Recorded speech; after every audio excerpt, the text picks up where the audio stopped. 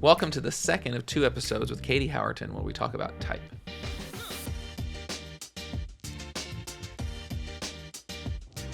And so you're saying that in a good brand kit, so if someone's listening to this podcast and they've got a brand kit from a professional, there should be a font listing in there. Yes, and there ideally multiple. Yeah. I think in my mind, an ideal set is 3 fonts. Mm-hmm. So one being your main title font, which you could maybe use a variation of later, a subtitle font, and then a body copy. Yeah. And you can use those within the same family. I like a little variation. So say you have sans serif as your main title fonts, like try to use a serif or a slab serif to kind of offset things in the body. So yeah, and then in addition to that, you should be getting with your brand kits if they do require downloaded fonts as font files as well, which is an easy step to miss because there's no one rule for fonts across the internet. Maybe one day we will have that, but yeah. Yeah. And now you are somewhat famous for your handwriting, your handwritten script and stuff. So how can using unique type or handwritten script add meaning to a project?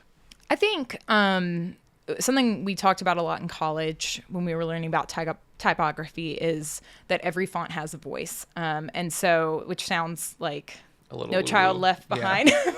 What I mean is that when you see letters in a certain way, you imagine them sounding a certain way or feeling a certain way. It's why most of our clients, male clients, if I present any script, they're like, it feels a little girly. Mm-hmm. It's a little overcompensating, but it's true. There are different, it's like if you're doing an old school brand and you're using all very modern type, it's going to feel disjointed. So often I will use hand lettering when it comes to any brand that is okay with, as far as either something that's playful, something that is very personal, or if you just hit a wall with something. So I think about even our own brand. We have a strong look with using Gotham and using our body copy type, but I like to do quotes in hand lettering so that they have a more illustrative element. They can be one on their own. They don't have to match everything. Yeah. And as long as the color palette carries over, that there's a consistency with elements like that, you can have a little bit more fun. Mm-hmm. So that's why I like to use it specifically with quotes, because those are heard, Yeah. You're reading it to hear it like someone said it. Yeah, absolutely. All right. And then the last thing to talk about is sometimes we have a conflict about software in our office. And usually that's because you are obsessed about InDesign. Mm-hmm. I feel like InDesign is the black sheep. The black sheep of the Adobe world that nobody talks about, but you love it. I do love it. So I wanted to give you a chance to pitch Adobe and defend your choice to use it all the time.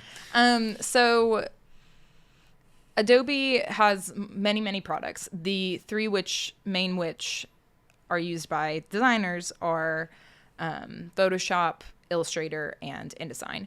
Photoshop for images, Illustrator for logos is kind of like the best way to put it, and then InDesign for print. Mm-hmm. I ran our Jackson home for 5 years, and that was what I designed every magazine in. It's what I've designed resumes in. It's what I've designed anything that is going to be printed in, because it is made for that. Mm-hmm. And so if you learn the muscle memory of it, which is kind of like any Adobe product, if you get used to it, you kind of don't want to. Yeah, because the key commands don't transfer between different software. So it's just very print friendly. But even with that, I'll sometimes use it for non-print or things that just don't necessarily need InDesign per se.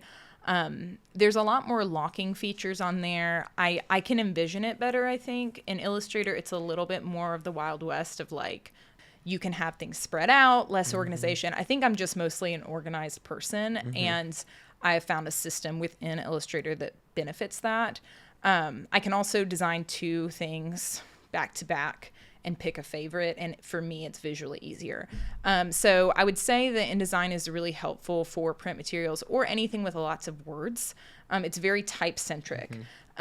So I would encourage anybody, if you're creating a business card, if you're creating print materials, if you're laying out for a website, just to play around with the idea of like, what are the margins? How are we doing this? InDesign is a good place to start. Well, Katie, thank you so much for joining us today and teaching us a little bit more about type and making a case for InDesign. Yeah, so anytime.